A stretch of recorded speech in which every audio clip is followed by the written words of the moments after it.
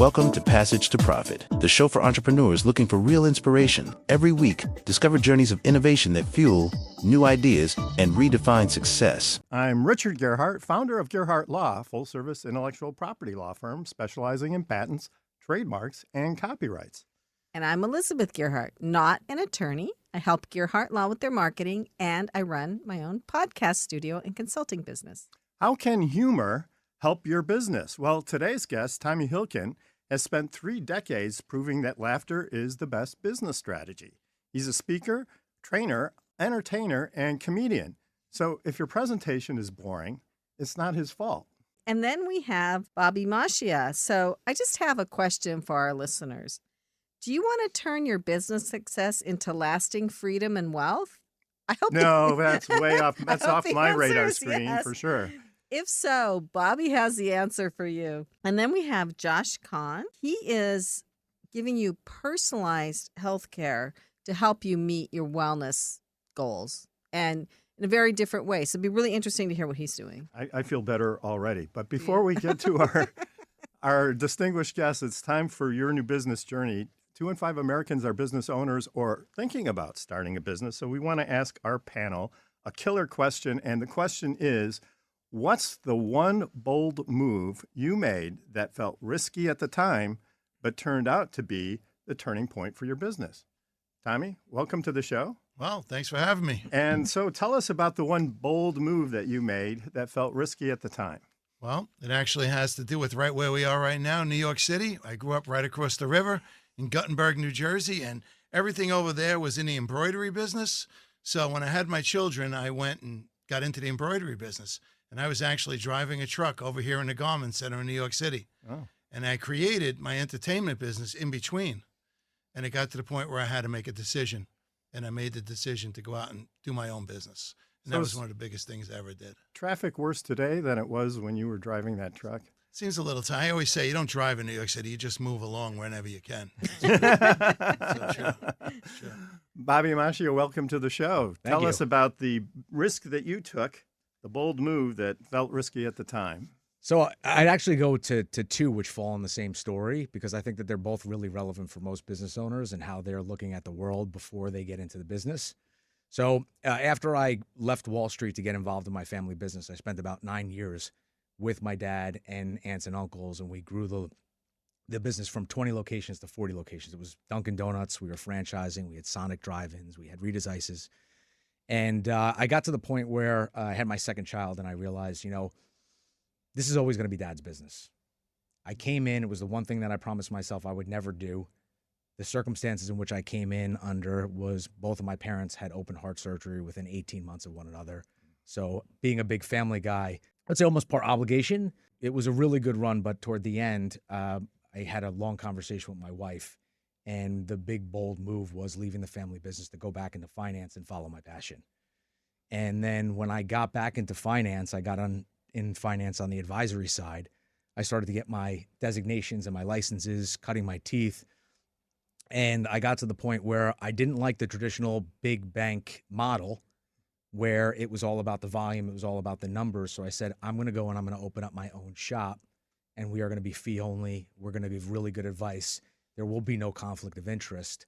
So I left and again started from zero and had to, obviously. So it's 2 bold moves. 2 bold moves in the same That's story. 2.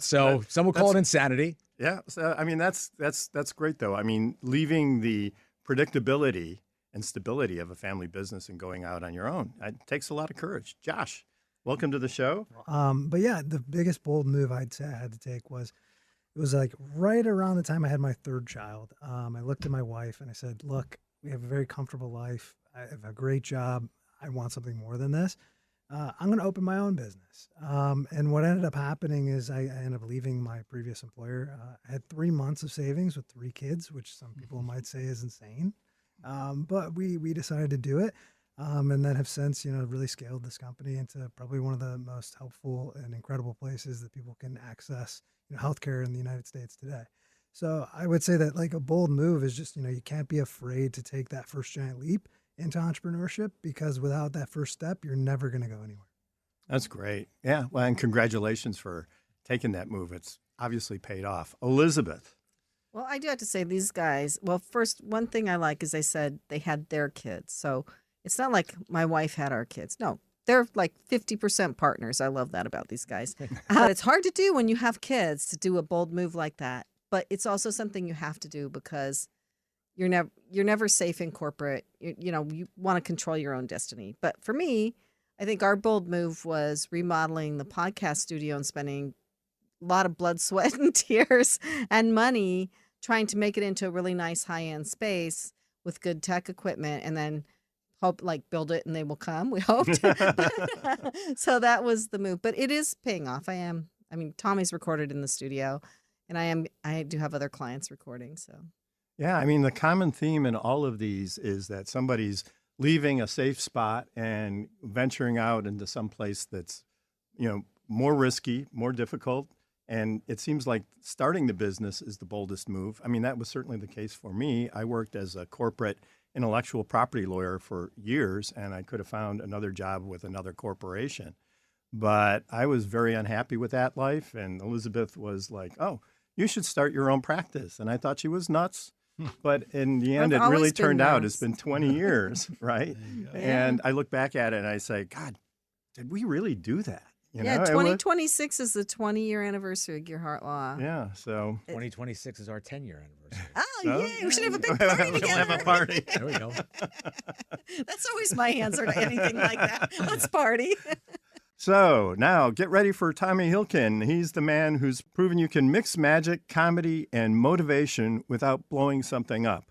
With over 7,000 shows under his belt, Tommy has made students laugh, professionals loosen up, and even corporate teams believe PowerPoint isn't the only way to present. Whether he's pulling off a trick, cracking a joke, or coaching public speaking, Tommy's specialty is turning oh no moments into standing ovations. So welcome to the show. Tommy, my first question is, did you get paid for all 700 shows? 7,000 shows. 7,000. Let me rerun that. So, Tommy, my first question is, did you get paid for all 7,000 shows? Yeah, as they always say, I got paid weekly, very weekly. Yeah. You know what? Yeah, I have. It's well above 7,000 now. I think you took that off my bio that I never change until I go back into AI and change it. But so I've been doing this since 1989. It's been fantastic. It's been my life. I've been on stage my whole life. I tell everybody, if there's a microphone in the room, I want to be holding it. Did you always want to be an entertainer? I don't know if I think it was in my genes. My mother would always say, in talking with my father would always say, does this kid ever shut up? And my mother would always say, no, this is who he is. And once I discovered who I was and I got comfortable with it, in school, I was always distracted and I was always the kid making the other kids laugh and getting the other kids in trouble and sitting there like I didn't do anything. Still one of my favorite things in the world to do today. You know what I'm talking about? That kid who got everybody else in trouble. And so I realized I had it in me. And then I realized when I went out that I could make a living doing it and make a good living. This is Tommy Hilcken with Tommy Hilcken Productions. Tommy, can you tell us a story of the very first one that you did? Very first presentation. Very first presentation. I know exactly where it was. I was in Union City, New Jersey, which is right here in Hudson County. I was on the second floor of Burger King. I was 6 months into doing magic, and my friend Mondo opened up a magic shop, and he taught me a magic trick. It cost me $4 to get this magic trick from Mondo's magic shop. He taught me how to do it, and I just started doing it and doing it and doing it.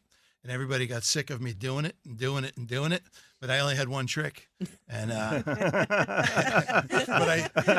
I did it everywhere I went. And you did it really well. And I would stop everybody and say, "Watch this!" Like if you meet a magician today, you know what they're gonna say. Hey, you want to see a trick? That wasn't me, but I showed everybody. And what I did was, he said to me after 6 months of doing that and building and some stuff, he said, "You want to go do a show?" Now I remember it paid me $95 to do a 45-minute show. And that was in 1990, somewhere around there. So, yeah, I remember it, and I loved everything about it. I was thinking about it driving here. I'll be real quick. I wasn't nervous. I think I was actually ready to do this. And I went in it. I'm a people person. I'm one of 6 kids, so I had to entertain just to be seen. And that's how it went. So it was 1989, somewhere around there, 1990. And then you just went from there and kept giving shows. Well, the good thing about what I was doing was it was Saturdays and Sundays is the bulk of business. people doing parties. That's when they do it on the weekends and things.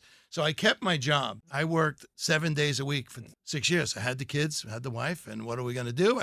I loved doing the weekend things. I loved it. I enjoyed it, but, you know, a lot of fear, doubt, and uncertainty. So I stuck with doing all. And then that day came when I said, all right, you know, 6 years is a long time.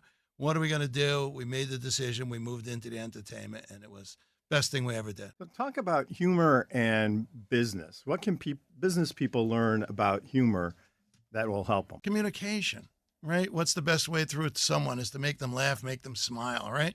We always think about it. We're human beings. We're not human doings. So for me, you know, I have to always be careful. You know, you learn in sales to, you know, what is it, mimic someone across from you. I have to be careful. Like if someone's like a D and they're at an authoritative spot, I'm the kind of guy that would drive you crazy. You know, so I have to be careful. But humor breaks the ice everywhere you go. What do they say? The first thing you can do is when you meet somebody, break the ice. You're at a networking event, right? You want people to like you, trust you, all that good stuff that goes on. So being kind and gentle and having fun with people is all I want to do. I talk to everyone. You know, I really do. The hot dog guy, we had a few laughs when I was down there. It's just, it's what I do. Why not brighten someone's day a little bit? But in business, there's no reason to be uptight. Like I said, this is what we do. It's not who we are. I'll tell the story real quick. Both my brothers are cops. My dad always said, here's my boys, 2 cops and a clown. That's how he introduced us, right? But, you know, I always used to think about my brothers. The difference between my brothers and I was great guys. They're the best guys in the world. But, you know, once you become a cop, you think you are a cop. And I used to say, no, you're my brother Keith. What you do is you're a cop for a living, you know, and that kind of a thing. So that's why I think you could always use humor, break the ice. Even a police officer, right? Smile on your face instead of making somebody feel uptight and tense. Crack a joke, say what's going on. You know why I pulled you over? You know, maybe write some jokes about, you know why I pulled you over? Only kidding, that's not right. I think more importantly, you know, treat people like you want to be treated. I want to have a good time. If I walk into a room and it's not a party, I'm going to bring one. You know, that's what I do. Maybe you can give our audience some tips about how to kind of break the ice at a networking event, right? Because they're not professionals like you are. And not everybody's funny. Like, Yeah. do these just flow out of you, or do you actually write some down? Do you ever have to write down a joke to present, or does it just come natural? Now, I'm very creative in what's going on around me. Like if I'm doing a gig and somebody's moving, that's where I find my humor.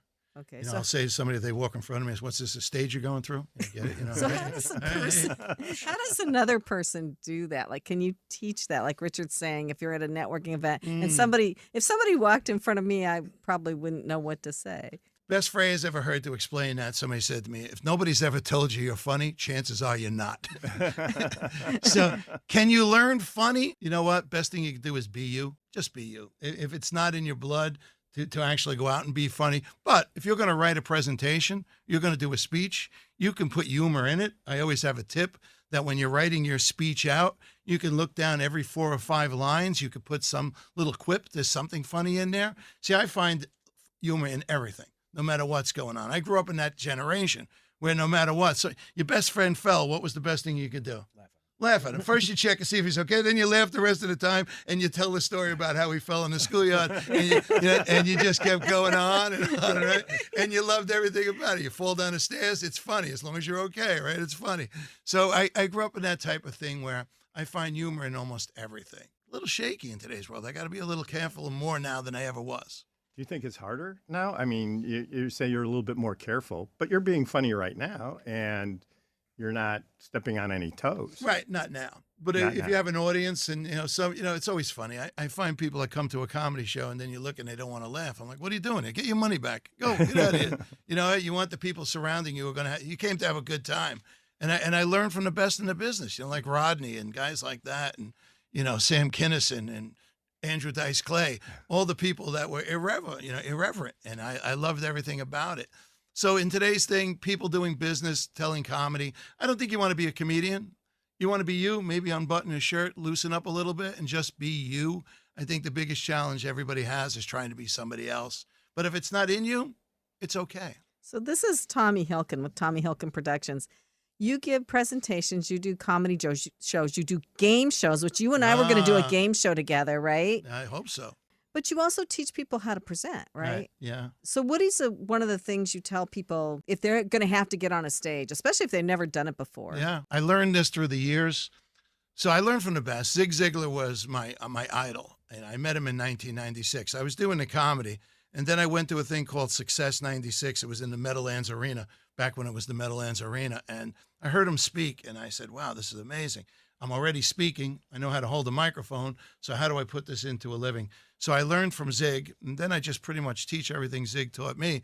So when it comes down to presenting, people always say, what's the number one fear in the world? Public speaking, right? They always say you'd rather be in the coffin than giving the eulogy. It's the old adage, right? It's so true. They say it.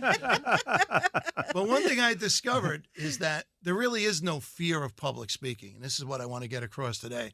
It's a fear of being judged. Because right now, we're all doing public speaking, right? We're thinking about it. We're talking to each other. Right now, you're sitting at a networking event. You're talking across the table. You're doing public speaking. But everybody thinks once you get up in the front of the room, everything locks up because you're afraid of what people are going to think about you. Oh, my, how am I doing, right? Your stinking thinking creeps into your head. And that all goes away when you recognize there's nothing to be afraid of and you prepare and you practice. That's all public speaking is. We do it every day. You know, I don't know, maybe you were that kid who didn't raise your hand, you know, when the teacher asked you for a question or it locked you up.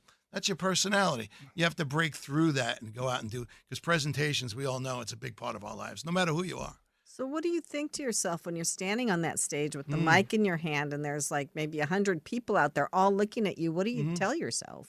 Great question. They've all been great questions up to that point. Not that this one's any better. I'm just throwing it out. That's another thing. Thank you, Tommy. Well, I actually like grading our questions. He's judging us. He's Was judging. was that a B plus It just hit question? me in the head. I always remind people when I'm doing public speaking training, don't respond by saying great question, because there'll be that one guy who asked the question, you forget to say great question, and he's going, like, what happened to my he's question? ruined, yeah.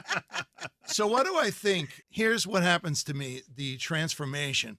The guy in my car going to the gig, the day sitting in my house, all this is going on fire. And the blessing is, once I get to the event, once I step on the stage, it's I become this other guy. Not really, but yes. You know, I step up and I own it. This is what I do. I better be good. You know, I don't want to just show up and not be good. I leave the child in the car is what they say. The child wants me to be afraid and scared. So I remind myself, no. I leave the child in the car and I go into the event. And what I have to do is, one of the best things I do is you have to open up strong and get everybody on your side. That's the most important thing you can do, is open up strong. Talk to people. Everybody thinks they have to go out and do a presentation. You see somebody with a nice jacket on or something, or a woman, you say, that's a great outfit. Thanks for wearing it in the front row. It brightens up my day. Yeah, you have to get people on your side when you're doing public speaking. And the best way to do it is, remember, it's me, a human being, talking to fellow human beings, nothing more, nothing less. Nobody's better at anything. I might have become better at public speaking. That doesn't mean you can't. Is it always been easy, or has it gotten easier with more experience? The phrase I use is, I still get butterflies. I just learned how to make them fly in formation. You give presentations and they get rave reviews. They're great. Do you just do Jersey, New York? How far do you go? I try to stay local now. When I was younger, I would travel. You know, I used to perform in Japan. They'd send me to Japan for 3 weeks. And then one time I'm away from my wife and kids for 3 weeks, and I'm halfway through and I'm like, I'm halfway around the world. I can't get home if I have to. And it started to bug me. There's a ton of business in New York and New Jersey for speakers and entertainers. You don't have to leave, especially right where we are, Morris County. I mean, there's every corporation there you can think of, every business. So I network, right, locally and meet the people who give me the business here. Not really give me the business like you. No. Yeah, I'm going to give you the business when we're done here. Come on, mister. So what event do you remember the most? Well, usually the ones that click to your head are negative. So I'll give you one that was there's two that were very impactful early in my career. I was brought in to do a comedy roast, and the only information they gave me was that the man was a professor and he liked to read. So I'm like, that's a lot to go on, huh? So I go in, I'm going to do this. The guy says, you can do a roast. Come on, you're funny. So I take the gig and I go. And the first thing I look in is a woman sitting there with a bouffant, you know, with big hair, if anybody remembers what a bouffant was. And I look at her and I go, wow, that's some great hair. You ever find any spiders in there? Right? Tommy. No. No, true story. And I got that from The Longest Yard. That was Burt Reynolds talking to Bernadette Peters in The Longest Yard. And the woman waited 45 minutes till I was done and met me at the elevator. She didn't come back in. She stayed out there and literally attacked me about her hair, how long it takes her to get ready. One of the things that I used to do when I was early on in my career, if I got a little nervous and I felt like it wasn't going well, I would start throwing jabs out, because that's a way to find humor and whatever it was. So she taught me a valuable lesson. And when I was doing this earlier on, I met another woman, and I was 10 minutes into my show, and she comes up to me during the thing, she whispers to my ear, "Can you do anything else?" I go, "No." And I literally said, it's all I know. And what I did was, instead of having that woman be the woman who ruined my career, she actually turned everything around. Because the answer was, no, I couldn't do anything else. This is all I knew. This is all I learned. And then I realized if I want to do this, the next person asked me that, I could always say yes. So I learned juggling and things. I started putting new things into my act that I could do whatever I needed to do. So those two things were the negatives that stuck out. And as far as doing, going to Japan was great. I'm a big baseball fan. They hired me to perform in Japan, and in my contract, they took me to a baseball game. I made sure if I'm coming to Japan, so I went to a baseball game in Japan. So those are great memories of what I do. What about your life now would surprise your younger self? I mean, when you were like 6 years old or 7, did you ever expect that you were going to be a comedian and entertainer? I have 2 lives. I'm actually 38 years sober. From 16 to 27, I was a walking, talking disaster. And I didn't find this, and I know everything I do today is God-given.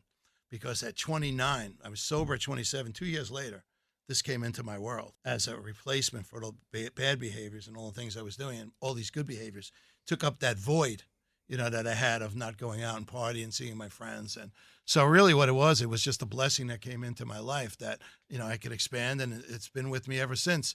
38 years sober, in business 36 years. So God had a plan for me, and I just went along with the plan. Yeah, congratulations. Don't forget to experience more of Passage to Profit by subscribing to us on Facebook, Instagram, X, and YouTube, or subscribing to our podcast anywhere you get your podcasts. Just look for the Passage to Profit show on any of these platforms. Tommy is a comedian, a speaker. He's amazing. He does game shows. He's promised we'll do a game show together because I was just saying before this show. He watches them all the time. I love watching stupid game shows. I like the floor. Yeah. The floor's great. I don't understand the rules of that game. How does it work? It seems very complicated. We'll explain it after the show. Anyway. We're gonna do a game show podcast. You guys are welcome back. Okay. So anyway, but let's get back into the discussion. So we've been picking Tommy's brain about how can you get up on a stage and present to a bunch of people. We've got some really good feedback, and also how he got started. You've spoken at like student assemblies, right? Sure. I mean, what do you tell those kids? Sit down, shut up. Does that work? No. You know what it is with kids. You ask the teachers, you ask the PTA, the PTO, what's going on in the school. So it's a great way of delivering a message that they don't know really where it's coming from.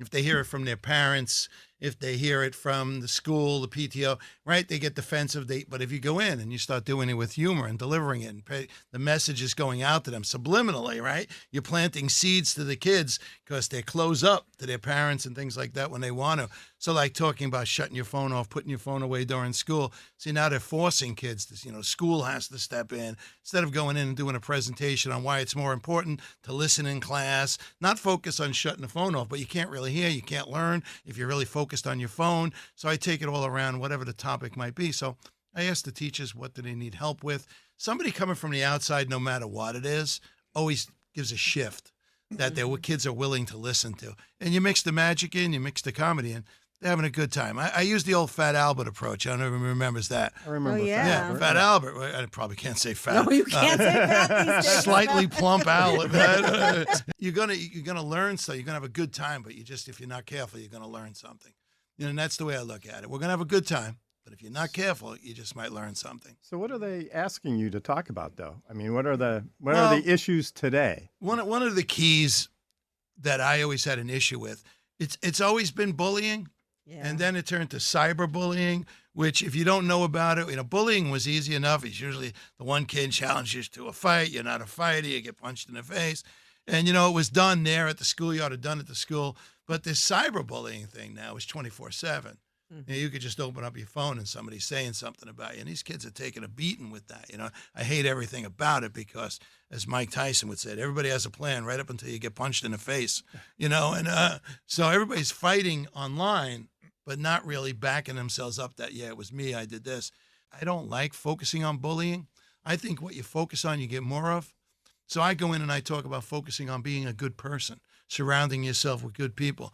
As my mentor used to say, OQP, only quality people, right? The secret to life. Surround yourself with quality people. So instead of going in and focusing on the bully and making the bully get all the attention, I talk about how great it is to be a nice person, to help someone. I take that approach because I really believe what you focus on. So if you say the word bully, bully, bully, bully, everybody, all they're thinking of is bully, bully, bully, bully.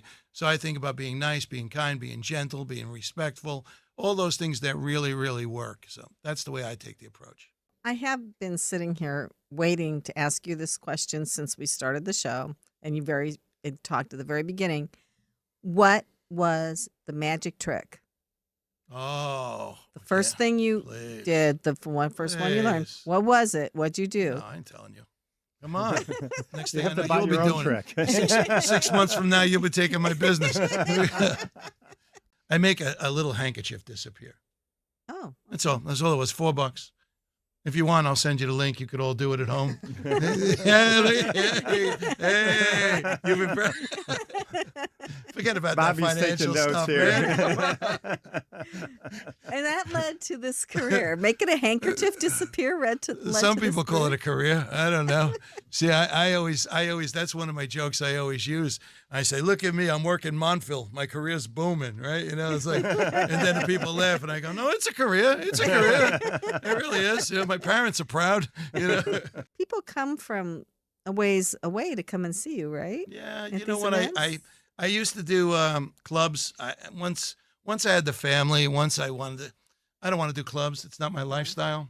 I do a lot of private events because corporate events and private events, communions, bar mitzvahs, all that kind of stuff, where I'm so family oriented in my entertainment because I love family. Like I said, I'm one of 6 kids. I got all my nephews, my nieces, my kids. It's the best in the world to me. I am crazy Uncle Tommy. I get it. You know what I mean? I'm the guy that they're never going to forget. We have fun. I give them all the off-color jokes that they could take home to their mothers. It's the best. It's so that kind of thing. I like family events. I like being with people. I like families being together, families laughing together. If we could strengthen the family, the world will come together. I really believe that. Mm-hmm. It all started with family. No matter what, we used to have to get through things as a family, and that's what I try to get back out there. That's great. Where can people find you? Here. If they want to contact you in the future, how do they find you?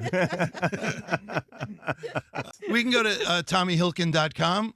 You'll find everything I do there. And like I said, speaker, trainer, entertainer. If there's a microphone, I want to be holding it. And we just want to have some fun. Maybe deliver a lesson or two. It's been TommyHilcken.com. It's been great. Thanks so much for Thank joining you for us. having me.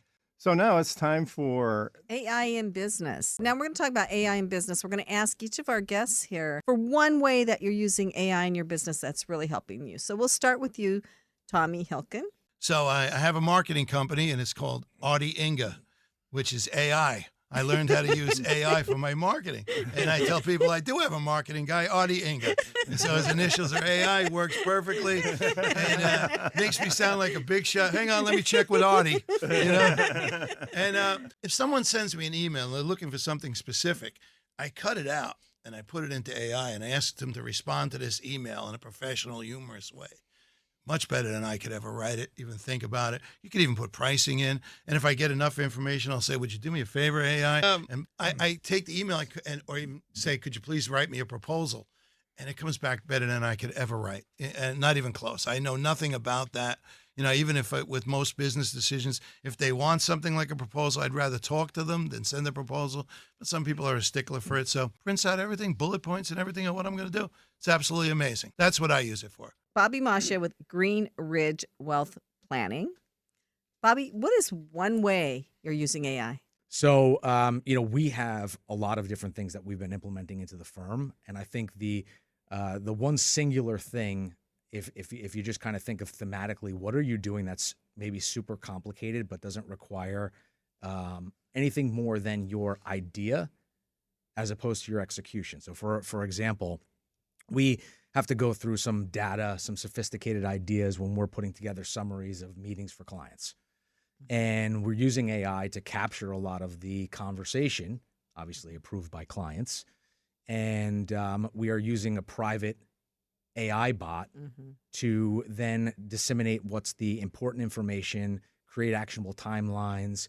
To your point before, Tommy, bullet points, people really like to know what's going on from a succinct standpoint. They don't want to read a whole summary. And, you know, a lot of times when you're dealing with complicated concepts and you're in the day-to-day life of speaking your own jargon, you don't want to pass that along to the clients because clients don't speak your jargon.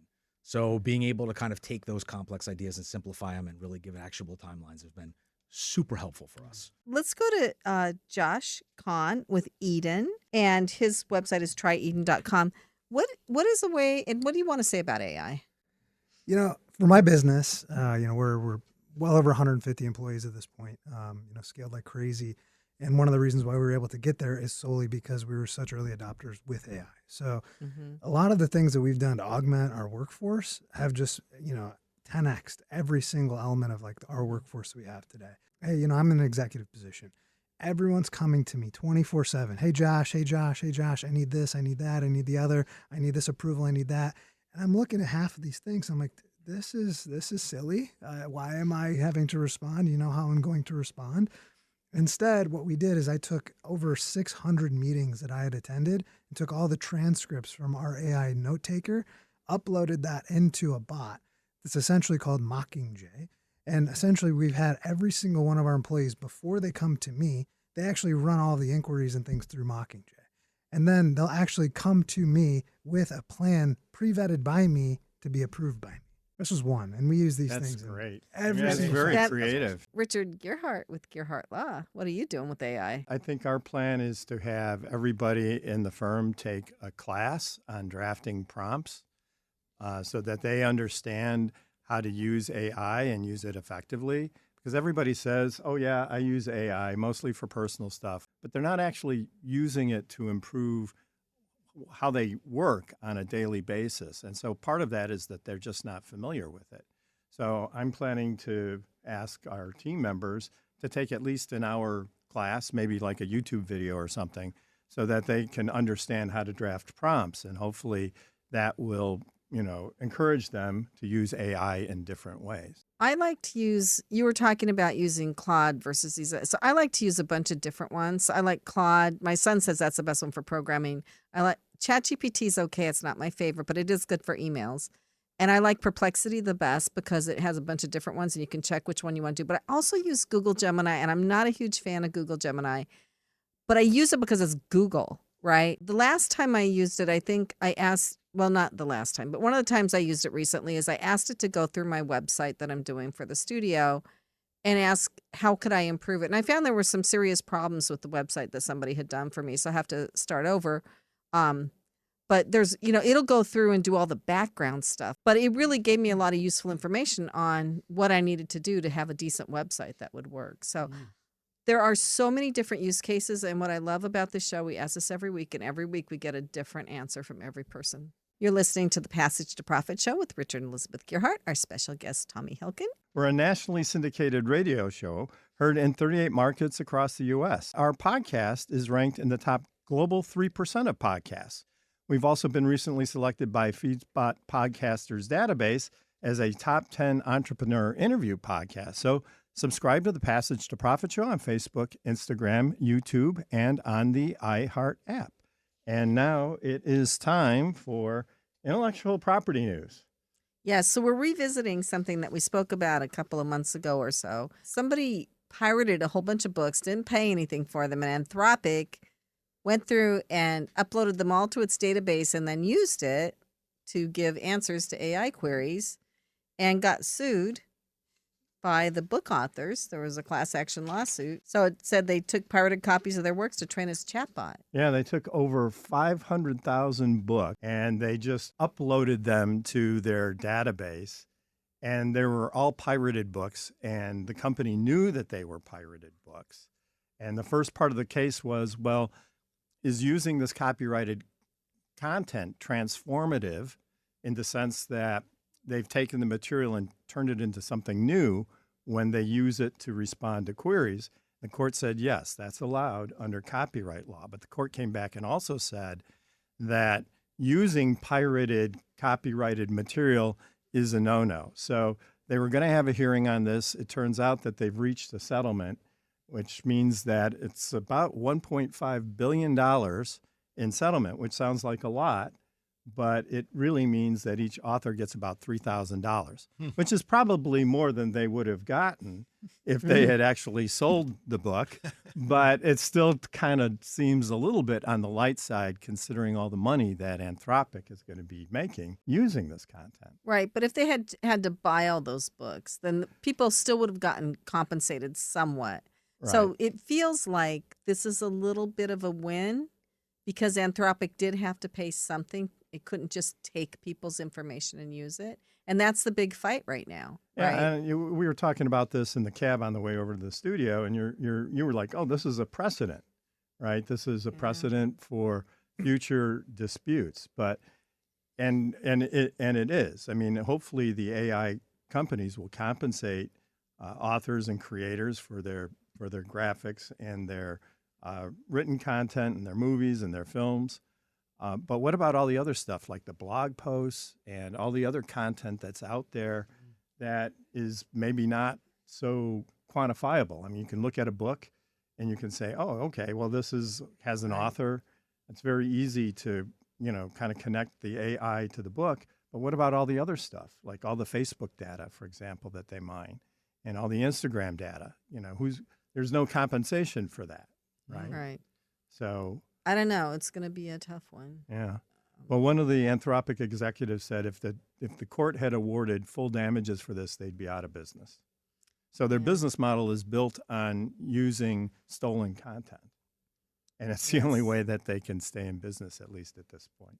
No, I wonder if you took a page from a book and you put it into AI, and maybe we could and said, could you rearrange this to make it sound like mine? Would it happen, and could you use that? That's a good copyright law question. That's the question of, is it transformed? So if it takes it and rewrites it and says it differently, that, according to the court, is a legitimate transformation, and it's okay.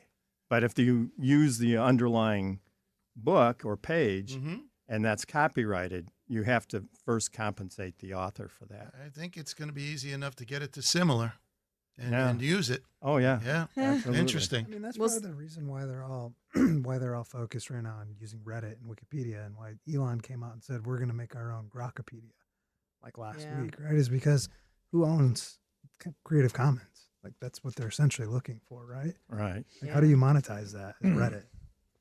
Yeah. Well, I'm not sure that adds a lot of credibility to the AI business. You relying on Reddit, right? It is creating jobs though for the lawyers. Yeah, we're very happy that there's so much, so much disputed in all this. Have to learn. I'm so excited because we have two really intelligent, really successful, great guys here today to talk about their businesses. So we're going to start with Bobby Mascia, and he has Green Ridge Wealth Planning. He's on a mission to help entrepreneurs turn business success into lasting freedom and wealth. Who doesn't want that? Sign me up. Okay. So Bobby, welcome. Tell us about what you're doing.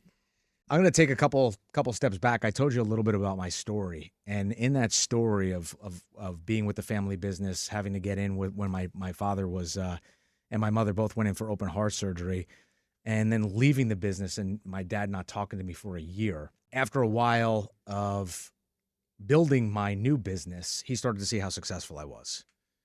And one of the things that he said to me was, hey, listen, I see you're doing really well with this. Do you want to help me with my stuff? And I said, Dad, I love you. We have the best relationship we've ever had. I'm not working for you again.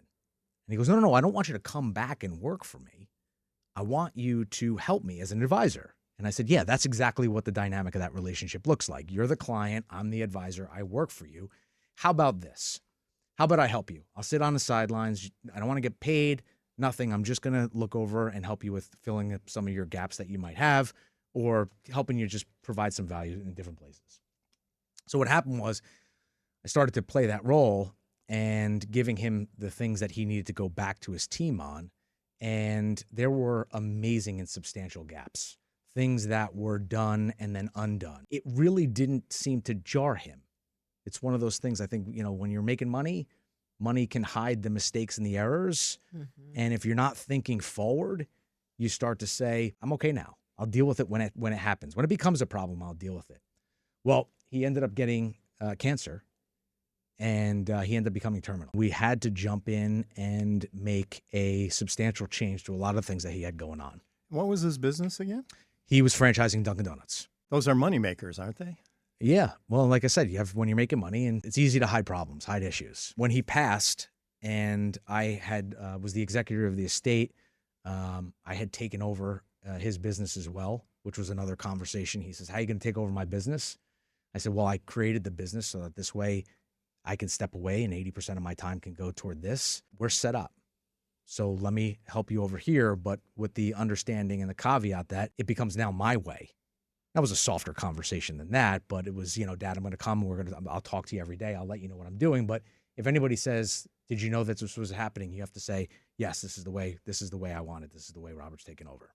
There was a substantial amount of things that his advisors had told him to do. Accountants, attorneys, investment advisors, insurance advisors, that just did not get done correctly. If I wasn't in the business that I'm in, and I was just a regular, worked in corporate America, had a job, there would be no way that I could have taken this undertaken and made something of it. So your business now is Greenridge Wealth Planning. To me, that sounds like something where you would sit down with people and plan where to put their money so that they have enough for retirement.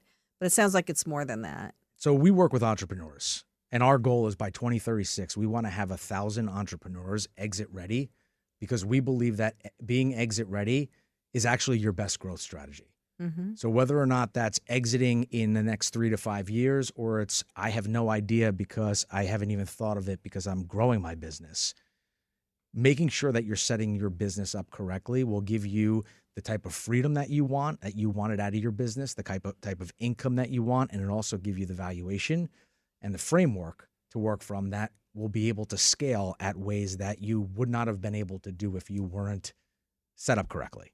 So what are the elements of a business that is exit ready? I would say the elements of a business that is exit ready is they understand exactly how their business is being valued. They understand exactly what are the things that they need to do to get it to the value that they're going to require in the future to live the life that they've established themselves to be, to have rather. So it's almost like when you're going to go into retirement. Well, how much do I have to save to be in retirement? He asks that question every day. Right. But instead, He's how much does my business have to be worth in order for me to get there? Mm-hmm. Now, there are also different elements in there that help you to be, obviously you have your other items within your business, like your tax, your legal, your HR, the organizational chart, how you have it set up. But it's also the excess capital that you are creating in that successful business, and how do you have it working for you? Mm-hmm. And a lot of times when you start to think about business owners and how do they leverage themselves, how do they create these coffers to pull from when they have these opportunities? I mentioned before 2030 being a huge opportunity because that's when every baby boomer will be over the age of 65, and we will have officially launched into the heart of the largest wealth transfer in history. You're going to have businesses for sale. There are going to be winners and losers. We love to be, in a win-win situation, but the reality of it is most business owners that go to sale, 20% of them actually reach the closing table. Mm-hmm. And if I think about my dad and what I went through with my dad, and I think about the lifestyle that he gave up and created, right? He gave up a lot to do what he did professionally. You always hope, like the American dream is, there's a pot of gold at the other end of that rainbow. Mm-hmm. So helping older people who are running their own business really set themselves up so they can take advantage of that has become a huge passion of mine. What's going to end up happening is if they're not setting it up correctly, the younger generation is going to have the opportunity to eat their lunch, take their clients, take their business at a fraction of what it should be worth. I don't like that. That doesn't sit well with me, especially if you can do some pre-planning to get there. Oh, I agree. I just like the way you just said that the younger generation is going to come out, see this, take advantage of it, and eat their lunch. I get it. It makes sense. Really, what you're setting for these people is protection, which is, and raising their awareness of what could possibly happen. It's a great thing. Like you said, it's your passion. And I like that you're passionate about it, helping people. That's what we're all here for. Are you still running the Dunkin' Donut franchises? So when I came in and basically reorganize and restructure it, I put a team in place. So now it only maybe takes up about 5 to 10% of my time. And I've created a family office. So I have a team who's running the family office. They're the ones who are basically pushing the mandates that we have down for the manufacturing company that I have, as well as the Dunkin' franchises. I get all of the relevant information that I need to help with the big picture strategy. They, for the most part, take all of the elements and just run with it. So the beauty of it is also that we have a franchise. So the franchisor does a lot of the heavier lifts for us.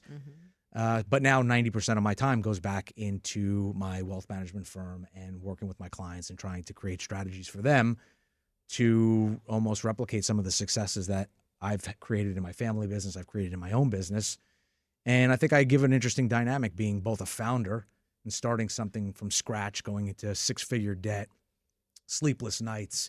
But I also was on the other side of that as acquiring and working with a family business to reestablish the strength that it had in the market at one point. To reinvigorate that was big for me. So what lessons can you share with our audience about working in a family business? Family business they're very powerful.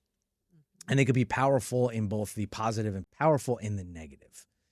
And I think one of the overarching conversations that we have with the matriarch and the patriarch is, do you want your kids to come into the business because they want to come into the business, or because they feel like they've been obligated to then take that next step to be in the business? Because if it's not their passion and they're carrying the torch, well, from first generation to second generation, the success rate is about 33%. From second generation to third generation, it goes to about 13%. Yeah. Why? Because probably some of work ethic, commitment, passion, that tends to wean when it's not your own and you don't really have the drive to make it happen. Can the family business then go into the similar situation that I said, be exit ready, so that this way, instead of passing it along to children who may not want it, but they want the lifestyle, they want the money, they see all that, how do you then say, hey, listen, I'm going to take this windfall and we're going to now translate that to your passion.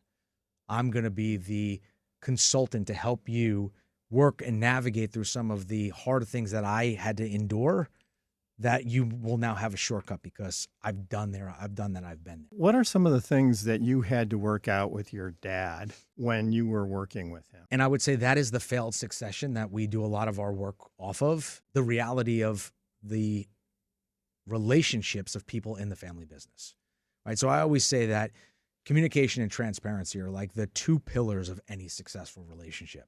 We say it at Greenridge to our clients, but that holds true to basically any relationship that you want to have success in.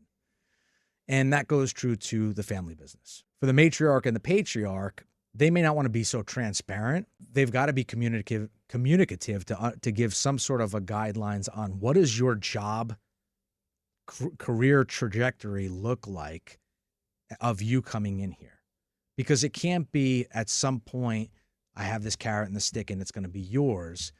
There should be some formal component around how do I get from where I am now to where I need to be for both myself and for the business. I would think part of it is that a family member coming into the business would want to do some things to make it their own. They would want to put their own stamp on the business, try some new products or organize things a little bit differently. But I think in order to stay motivated, they're going to have to put something of their self in. That becomes the creative relationship that matriarch and patriarch have to have with their children, and how they design their career path and how they actually create that transition plan. Because a lot of times, you go in and for myself, right? I'm the son, I'm the partner, I'm the general manager, right? So I've got my role in the business. I have my role as a partner with equity, And then I also have my role as where I sit in the family. Yeah. And a that's lot of tough. times those conversations, those kitchen table conversations or boardroom conversations, everyone has all those hats on and they're not distinguishing what hat they have to be wearing. So if I'm coming to a boardroom table and dad is coming to the boardroom table with me, he's not wearing his father hat. As a CEO, if he's coming to talk as the CEO, he's got to wear a CEO hat and I have to wear my general manager hat. So is this part of the advice that you give entrepreneurs? Because I think that would be very difficult for somebody to separate their parental role from their professional one. And I think that determines whether or not and how successful you're going to be in your transition, because you're right. The kids are going to want to have to put something of their mark in it, especially if they've been in it for a significant period of time. And if they're constantly waiting for that baton to get passed without any sort of communication on how that baton gets passed, you're going to lose their passion, their interest, their drive. That ultimately can blow up a business. It could blow up a succession plan. It could blow up a family. And I think out of all three of them, the most important, I'm going to go back to Tommy before, you're going to ruin your family over bad business decisions. I watched this in my life. Now, you got to remember, generations change, right? And kids change generation to generation. I had two friends, their fathers owned bakeries in North Bergen. I mean, killer bakeries, right? The best of the best. And as the fathers got old, they handed them off to the kids. The only difference was dad was getting up at 2:30 in the morning and making sure that everything was done and being served. And when the kids took it over, they're like, do I really want to be up at 3 o'clock in the morning every day of my life doing this? That big difference, dad came over here, like this is the land of opportunity. I'm going to work my ass off. And then the next thing you know, the kids are like, I don't want to do this. So Tommy, I'm glad you brought that up, because the other dynamic is which roles in the business do your kids actually have the superpowers to play? When you're in a job, right, everybody knows the most effective player is the one who's doing the things that they're really good at, and they're delegating off the things that maybe don't fall in their line of passion or maybe are lower level kind of jobs. If you're expecting your son or daughter to come in and take the CEO role and they're more of a creative hat and they're thinking more from a marketing standpoint, well, who's watching the numbers and who's making sure that all of the investment decisions that are happening within the business being done correct? So a lot of times we're talking about if that is the case, well, do those children actually have a role in the business, or are they just an equity role? And if they're not, who's in the business running the show or helping to run the show? Because that person may be the next successor, the next person, and say, yeah, you know what, this is a natural fit for them to be CEO, but they also need some sort of an advisory board to help them because they're just not at that level yet, and they still need the training and the guidance. Right. So this is why you need to talk to somebody like Bobby. You need to set it up to be able to make an exit, to sell it to anybody. We've found you cannot depend on your kids to do it. But Bobby, how do people get a hold of you? I'm all over the internet. You just Google my name and you'll find it. But we have BobbyMascia.com. Can you spell that? BobbyMascia.com, or G as in girl, R as in ridge, wealthplan.com. And you'll find lots of white papers, lots of videos. We're constantly up to date with things that are happening in the market because, second to strategy is also strategy of your money and what it's doing for you and how it's working for you. So customized investment management is a huge part of the value add that we bring to our clients, as well as bringing the right advisory team or adding their advisors into the team to set new expectations on how we work collectively as a group to help business owners attain the goals that they're trying to attain. And finally, the name of your podcast. Business Unchained. Okay. New episode every 2 weeks. Great. Thank you. Unchain yourself from your business. And now we're all going to get healthy. So we're moving on to Josh Khna with the company Eden, and his website is tryeden.com. Tell us what you're doing, why you're doing it, how you got here. It feels like we're just living in a moment where healthcare just feels broken, right? You look around, it's expensive, it's fragmented, it's inaccessible.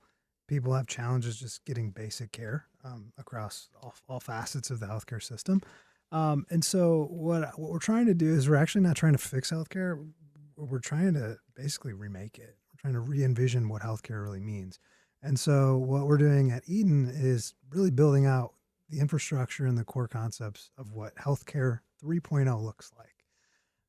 It's a really big term, but really what we've done is we've identified a number of issues that impact the U.S. and Americans today. Like just one big thing that we noticed when we first started the company was, 70% of the U.S. is overweight.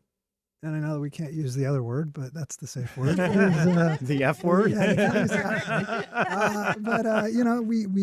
We've identified that we have a significant obesity problem. 40% of the U.S. is obese, and I think 50% of the U.S. is suffering from metabolic syndrome of some kind. And so what that meant is, hey, people are just struggling with basic access to how do you fix that? And truthfully, for me, I was the guy. I was 300 pounds myself. Like I was a big guy before. From there, we've actually been able to bring on well over 100,000 patients to the platform. We're nationwide. We've also really begun to vertically integrate on the supply chain side. So really just helping people that are in remote areas as well as big cities just access these life-changing therapies that should be available and more readily available for people. So these are, just to be clear, these are GLP-1s, right? So we do offer access to GLP-1s. The medical doctors do all those big pieces. But we also have a number of other programs just really focused on, all sorts of other angles for your health. Oh. And everything gets delivered to your door, right? Like that's the other thing. Like you don't have to wait in a doctor's office. You don't have to, call in and fax in a prescription somewhere. Like, we're changing, like I said, the paradigm of what healthcare looks like in the United States. So do you get results from a blood test? Like, would I go to my doctor and get a blood test and then have the results sent to you and you analyze them? Yeah. So there's a lot of different, so since COVID, actually, it's really interesting. So since COVID happened, there's a lot of opportunity with asynchronous and synchronous doctor visits. So essentially you can go and some states allow you to fill out a form and it's the same thing as you meeting with a doctor. The doctor reviews the form and reviews all the information that you provide, which may have indicators like blood markers and those other pieces to make an informed medical decision on whether or not a treatment is right for you. And so what that does though is it unlocks it. It unlocks you and it allows you to actually access these medications that are incredibly in vogue right now. You look at everyone on the planet. You talked about Ozempic earlier, right? Ozempic Albert. It's a real thing. It's Ozempic. And so, we've really identified that there's a number of people, and that's the thing I think I'm the most proud of is how many people we've actually helped. It's just 100,000. So that's a lot of people. We're really up there and we're growing. Every month seems to be our best month ever. Which is not a bad problem to have. How did you get into this business? Because this is not your background, right? No, I'm the dumb business guy, right? But no, the background I have is I'm not a medical provider. I'm not a doctor. I'm just like really interested in this stuff, right? So it's actually really interesting. I came from manufacturing, believe it or not. I'm from the Detroit metro area. So, we have like automotive is like in our blood, like we were saying, iron runs through our veins. It's not exactly blood all the time.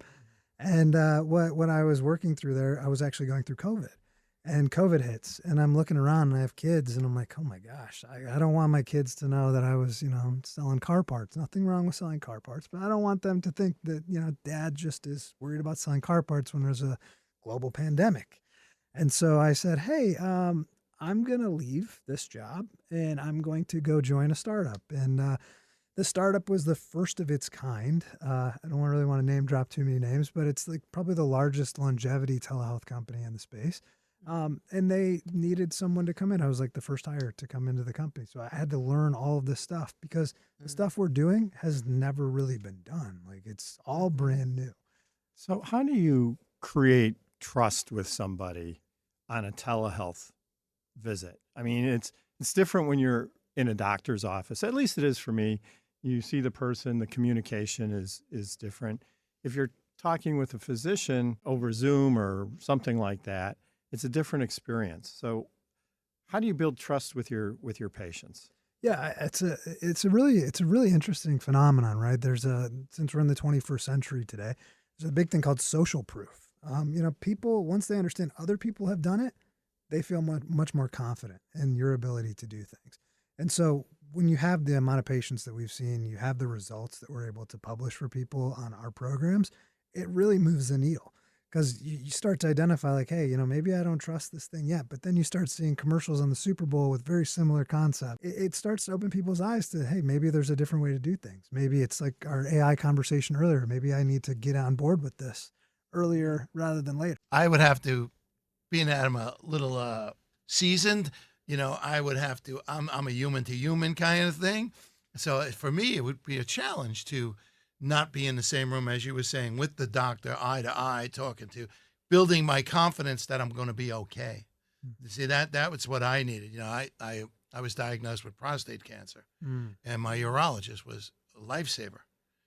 Just the way he made me feel and my wife feel, and calmed my wife down and calmed me down. So there's a lot that goes to it. In my mind, I'm saying, how do you get that to the person where you make them feel comfortable that everything's going to be okay? Yeah, no, it's not. It's a real thing. And what I can tell you is that one of the biggest things we've been able to do is, since we do have such great doctor networks that we're a part of, people actually have 24/7 access to the doctor. They can talk to a doctor at any time of day. Okay. And the doctors are responsive. It's not like they're like, I'm off for this week, I'm going to Breckenridge. They're not skipping town on you Hey, either. it's Tommy. Yeah, yeah. So they do build a rapport, and they do have very personal conversations, and it is the very similar conversation that you would have in the doctor's office. I got you. That's great. I think there's a trade-off between convenience and, quality communication. So if I had something serious, I'm the type of person who would want to be in the office with the doctor. If I'm just doing something that is like I have a cold, I'm happy to do a televisit with my doctor, because then I don't have to schedule an appointment and drive there and park and do all of those. It's a bigger hassle. And so I can get my medication quicker if I just do a telehealth visit, right? So it depends on why I'm visiting. So with these, I guess you would call them health enhancements. I'm not exactly sure how to classify everything you're doing. Like you said, it's new. So it's not just weight loss. You're doing a lot of other things with health too. Do you have to take these shots or whatever you're doing that you're putting into your body for the rest of your life, like to keep your health up to the level you get it to after being on this for a while? Like, are you still doing what you started out doing to lose the extra weight? Yeah. So it's like anything, you go through seasons in life, and there's different things that are going to help you at different times in life, right? And like a lot of folks, specifically that we've seen on GLPs, it's really about helping someone on the lifestyle. Like there's other products and services that are also available to patients, like things like a carb bust. Like we see a lot of diabetic medications that have been repurposed for weight loss. It's not just GLPs today, right? And what they're starting to identify is that a lot of this has to do with behavioral modification. At the same time, there's the GLPs are a life-changing and revolutionary medicine in today's day and age. But there are times and places for the use case of them. A lot of times you tell someone not to take it. There's a lot of uses where someone should not be taking this. If you have a family history of certain types of cancers, et cetera, like there's a lot of things you shouldn't do. But for me personally, I'm more of like a tweaker on my own. Like I've been kind of, taking a lot of these things and doing like the biohacking community on my own for so long that what I found is I actually really like working with my doctor to give me a microdose. So like there's not even a dose profile that I can get from like a commercial medication that actually works for me because it's too much. And so what the doctors were able to do is say, hey, actually, maybe you should be on way fewer units. And you need to be thinking about what the personalization aspect looks like. So what you can do is you kind of start dialing these things in, and then over time, you start finding the right protocol for you. And that's really how you create personalized medicine. So you stay on a maintenance dose maybe after. Oh, that's interesting. I mean, I've heard GLP-1s, though, are not only great for managing blood sugar, diabetes, but also cancer, Alzheimer's. It's almost like a wonder drug, right? And I saw an article not too long ago, shouldn't everyone be on GLP-1s, right? Because it has so many health benefits. And so far, nobody's been able to show any really negative health benefits. There's some discomfort sometimes, but overall, they're supposed to be, the new wonder drug. Well, it had a really bad effect on me. The GLP-1 had a very bad effect. Yeah, and so there are a few people that are with very sensitive systems that can't do it. Right, and we've heard of stories like that too. Yeah, but and I mean that's I think to be expected. I mean, these Yeah. GLPs have been around for 20 plus years, have been studied in a lot of folks. And yeah, I mean, GI discomfort and those things. Again, I'm not the doctor. I'm the guy that kind of understands, how do I start putting a team around helping people access this? And So how do that's what I was going to say. So what you really came here to talk about was not necessarily these specific drugs and specific compounds, but more your distribution system, right? yeah, and really what this vision behind why has healthcare been so broken for so many people for so long?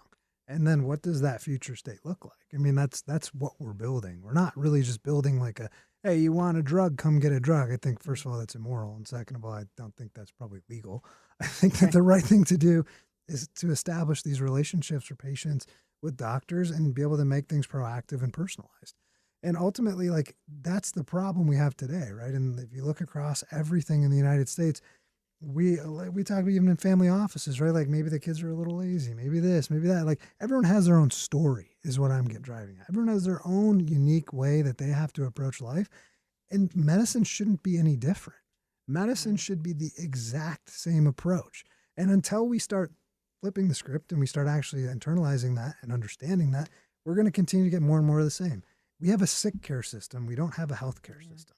It's a huge difference. And once we start embodying those changes with the things like we're trying to do, which is, hey, the same place that you talk to the doctors, the same place you should be able to access the medicine, the same time it should show up to your house, and then you should be able to monitor all that off of your phone, the better. And I'm writing about a lot of this in my book that's coming up, all about Healthcare 3.0. But really, to me, that's what has to happen. You know, we really have to start embracing this because really you start thinking about metabolic health, right? Think about metabolic health. If you just address that, I personally believe you address 80% of all of the other underlying issues that people have. Like you'll start reducing the number of cancers. You'll reduce the heart attack risk. You see, here diabetes 3, which is just, dementia and Alzheimer's. All of these risks go down as long as you're having a better metabolic health. Tell us a little bit more about metabolic health. When you say that, that's has to do with your metabolism. So do GLPs impact that, or is that also NADs? You're also have those available on your website, I saw. People in the U.S., like I said, about 50%, 40 to 50% of people in the U.S. suffer from metabolic syndrome, which means that they struggle with 3 of these 5 things that happen. You either have high triglycerides, high LDL, low HDL, you have a truncal obesity, that means your stomach is big. And if you hit over 3 of those, you actually see an 80% rise in your heart attack rate. You see a 90% rise in stroke. Like these are just data points that we have today. And so what we've actually been able to do is help people understand this at like a real basic level, right? Like I'm talking to you guys about it. Like you should be able to talk about this stuff like it's a dinner conversation. Like it shouldn't be a taboo subject to talk about. And so and that's where this accessibility piece comes in. It's like, hey, you should hear about this stuff on a podcast. You should be interested enough to be like, wow, maybe I can look into this. Maybe I can actually take control of it myself. And then we start layering those types of things on because we also see this in the data that when someone loses weight, that's the first thing that they see, right? Like, you're like, if you're big and, like you're large and like you're maybe a little like not happy with, the way a certain shirt fits, but then you see it fits better. Then you start thinking like, wow, I need to start doing more blood work. I need to start getting more energy. I want to have more time for the grandkids. I want to feel great when I wake up in the morning. And you start going down this rabbit hole of, wow, health is actually wealth. Health is something that I should really deeply value because you'll be a better CEO. You'll be a better founder. You'll be a better leader, the better health that you have. And so what we see is an incredible number of people actually starting to like gravitate towards these alternative therapies like NAD, like you had mentioned NAD. NAD is like, there's a really cool quote that I like from Dr. David Sinclair. He's like the longevity guy. He says, without NAD, life itself would cease to exist in 30 seconds. Because you remember back in 6th grade science when they're talking to you and they're like, oh, the mitochondria is the powerhouse of the cell. That's like the Krebs cycle or something. Yeah, Yeah, exactly. I do remember that. Yeah, everyone has that. It's like a memory that's like, I don't know, everyone has it. It's really weird. But NAD is the thing that actually provides the energy for that. And so like as you actually age, those levels decrease. And so what we see is like by augmenting these things and by the doctors making the determination with the patient, you see energy levels go back, and then you can actually go hang out with your kids, and you can do the things that you want I to think do. you're convincing me. There you go. How do people find you? Yeah, so for me, I have a website like everyone else does, like, joshkhna.com, but I'm really more available on LinkedIn, as Josh Khna. And really, I tell people just explore the website that we have.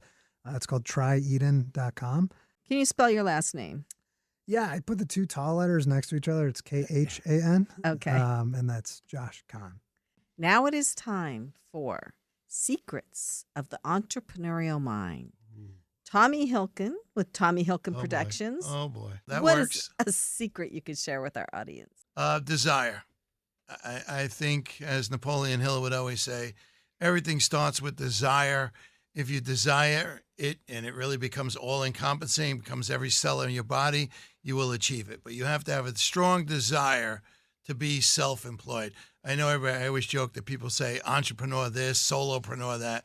When I did this, I made a decision to be self-employed. But it's not for the faint of heart. You really have to be focused, and you have to have the tremendous desire to do it. So I would say without the desire, you'll go nowhere. Okay, Bobby Mascia with Green Ridge Wealth Planning.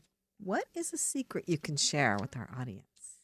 I would say most people understand that they're really good at something, right? They have this unique ability that if they multiplied it, their business will be that much more successful.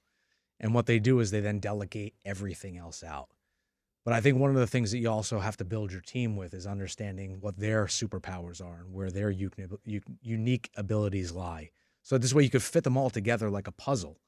Because once you've got people sitting in their most powerful seat all day long doing what they need to do, that they love to do to move your business forward, you've got something that's scalable and almost indestructible. And a lot of people stop at, okay, I'm doing what I want to do. And now I got everybody else doing what they need to do. Taking that team and going through that same process is powerful. Josh Khna with tryeden.com. What's a secret you can share? So a great one for me that's worked incredibly well is being principled. If you establish a series of and a set of principles that you live by day to day, you also incorporate it into your corporation or company, you have something to always fall back on when things aren't looking great and when things are looking good. You start to be able to identify those things. The best part about it to me is that then actually trickles down into your staff. So like for us at Eden, we have a list of principles as part of the onboarding guide that we expect people to operate within. And so like number one is trustworthy, right? If you're not trustworthy, you're not going to work out here. And so like I would really suggest a secret is find the set of principles that works for you and that actually helps you be the best superpower, like superhuman that you can be. And then just use those every day, relentlessly. Richard Gearhart, Gearhart Law. Well, my secret is pretty simple. It's just sometimes good things happen when you least expect it. Sometimes the crappy stuff happens too. But no, this month we had a lot of people out, some people out on medical leave, people out on vacations, and going into the last 3 days of the month, we were going to be lighter cash-wise than we normally were. And then just out of nowhere, we got all of these clients came through and paid their bills, and it turned out to be the best month we ever had. Wow. And so, I have to admit, sometimes my ego rises and falls, with the profit and loss statement, right? But so I was kind of feeling bad about it, but all of a sudden, just out of nowhere, a lot of great things happen. So even when things are looking not so good, sometimes it turns around. Well, my secret is going to be, those people that just won't take no for an answer, make them. This kind of goes with what Josh is saying. If it's like, no, this isn't right for me, and they just keep, because I just recently had this happen with somebody, you just keep saying no and stick to your own guns and what you feel is right for you. Well, that's it for us. Passage to Profit is a nationally syndicated radio show appearing in 38 markets across the U.S. Thanks to the Passage to Profit team, our producer Noah Fleischman, our program coordinator Alicia Morrissey, our social media powerhouse Carolina Tabares, and our studio assistant Risikat Busari. Our podcast is ranked in the global top 3% of podcasts, and we've also been selected by FeedSpot Podcasters database as a top 10 entrepreneur interview podcast. You can also find us on Facebook, Instagram, X, and YouTube. And for all of your patent, trademark, and copyright needs, our firm Gearhart Law offers free consultations. Contact us at gearhartlaw.com. And while the information provided during this program is believed to be correct, never take a legal step without first checking with your legal professional. That's it for us. We'll see you again next week on Passage to Profit.